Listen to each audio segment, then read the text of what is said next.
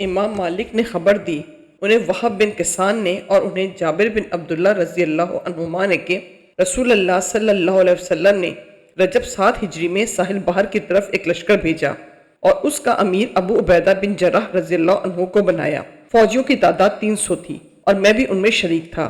ہم نکلے اور ابھی راستے ہی میں تھے کہ توشہ ختم ہو گیا۔ ابو عبیدہ رضی اللہ عنہ نے حکم دیا کہ تمام فوجی اپنے توشے جو کچھ بھی باقی رہ گئے ہوں ایک جگہ جمع کر دیں۔ سب کچھ جمع کرنے کے بعد کھجوروں کے کل 2 تھیلے ہو سکے اور روزانہ ہمیں اسی میں سے تھوڑی تھوڑی کھجوریں کھانے کے لیے ملنے لگی۔ جب اس کا بھی اکثر حصہ ختم ہو گیا تو ہمیں صرف ایک کھجور ملتی رہی۔ میں وہب بن کسان نے جابر رضی اللہ عنہ سے کہا کہ بھلا ایک کھجور سے کیا ہوتا ہوگا؟ انہوں نے بتلایا کہ اس کی قدر ہمیں اس وقت معلوم ہوئی جب وہ بھی ختم ہو گئی تھی۔ انہوں نے بیان کیا کہ آخر ہم سمندر تک پہنچ گئے۔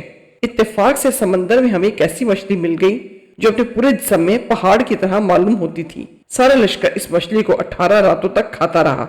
پھر ابو عبیدہ رضی اللہ عنہ نے اس کی دونوں پسلیوں کو کھڑا کرنے کا حکم دیا۔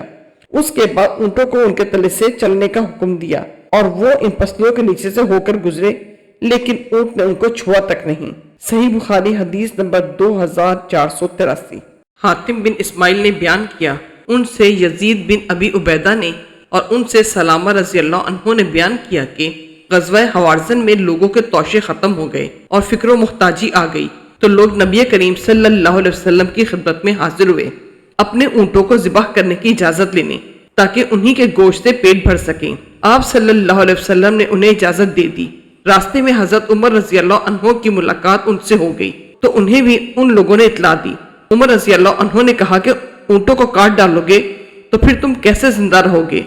چنانچہ آپ رسول اللہ صلی اللہ علیہ وسلم کی خدمت میں حاضر ہوئے اور کہا، یا رسول اللہ، اگر انہوں نے اونٹ بھی ذبح کر لیے تو پھر یہ لوگ کیسے زندہ رہیں گے؟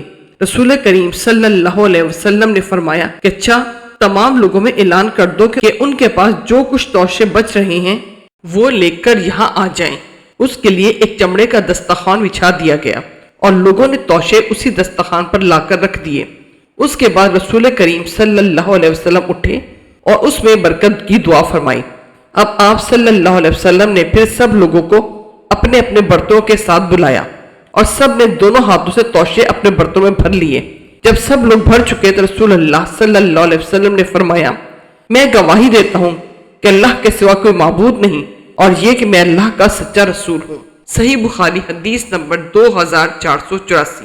حماد بن اسامہ نے بیان کیا، ان سے برید نے، ان سے ابو بردہ نے اور ان سے ابو موسیٰ رضی اللہ عنہ نے کہ نبی کریم صلی اللہ علیہ وسلم نے فرمایا، قبیلہ اشر کے لوگوں کو جب جہاد کے موقع پر توشہ کم ہو جاتا یا مدینہ کے قیام میں ان کے بال بچوں کے لیے کھانے کی کمی ہو جاتی تو جو کچھ بھی ان کے پاس توشہ ہوتا ہے وہ ایک کپڑے میں جمع کر لیتے ہیں، پھر آپس میں ایک برتن سے برابر برابر تقسیم کر لیتے ہیں، بس وہ میرے ہیں اور میں ان کا ہوں۔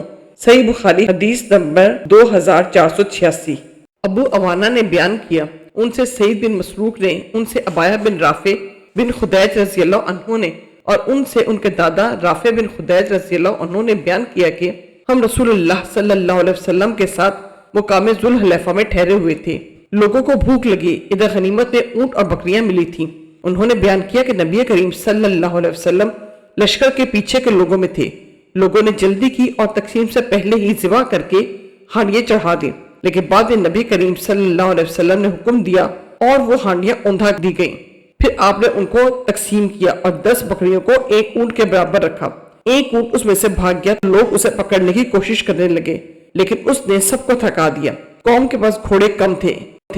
ایک صحابی تیر لے کر اونٹ کی طرف جھپٹے، اللہ نے اس کو ٹھہرا دیا۔ پھر آپ صلی اللہ علیہ وسلم نے فرمایا کہ ان جانوروں میں بھی جنگلی جانوروں کی طرح سرکشی ہوتی ہے، اس لیے ان جانوروں میں سے بھی اگر کوئی تمہیں عاجز کر دے تو اس کے ساتھ تم ایسا ہی معاملہ کیا کرو۔